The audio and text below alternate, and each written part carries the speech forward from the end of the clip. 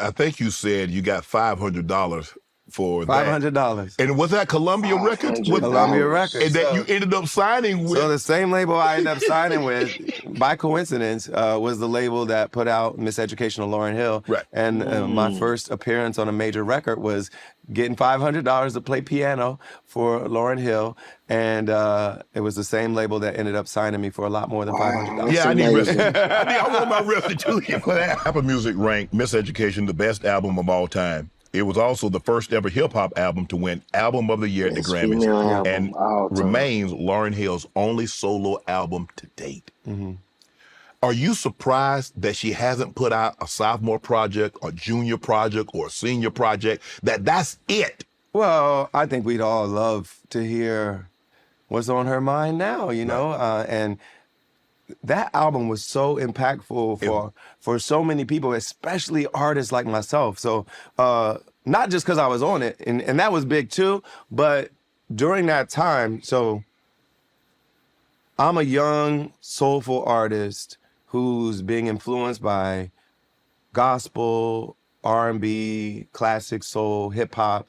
And to have Miseducation of Lauryn Hill come out just as I'm starting to form my own vision of what I want to be as an artist, it was so influential to me, and so influential to so many young artists at that time.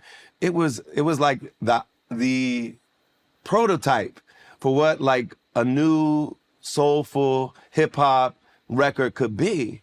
And so we were looking to her as like the prototype for what we should sound like. And we all would love to hear more. But, you know, for some reason, it just hasn't happened. Right. What was she like in the studio? She was very vibrant, very creative, very collaborative.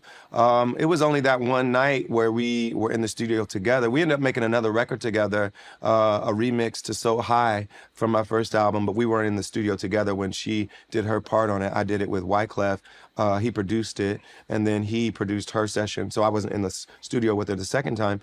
And the only other time I was in the studio with her was auditioning for her band. Right. So the first time I was in the studio was playing piano on Everything Is Everything, and that was just impromptu. I was just hanging out, and during a break when they were writing, it was like, you play.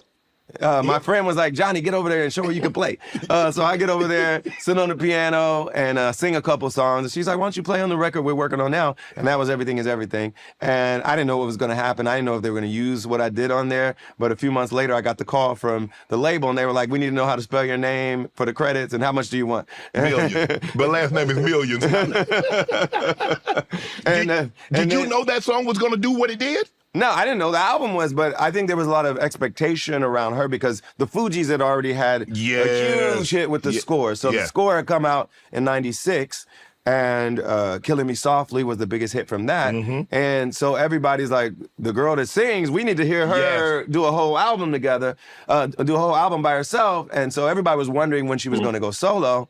And Wyclef had done the Carnival, and then Lauryn was about to put out Miseducation of Lauryn Hill. So there was a lot of expectation around it, but you never know how it's going to do. And then when it comes out, it's just like epic. It's classic. It's immediately world changing when it comes out. And I was just proud to be a part of it. Right. Yeah.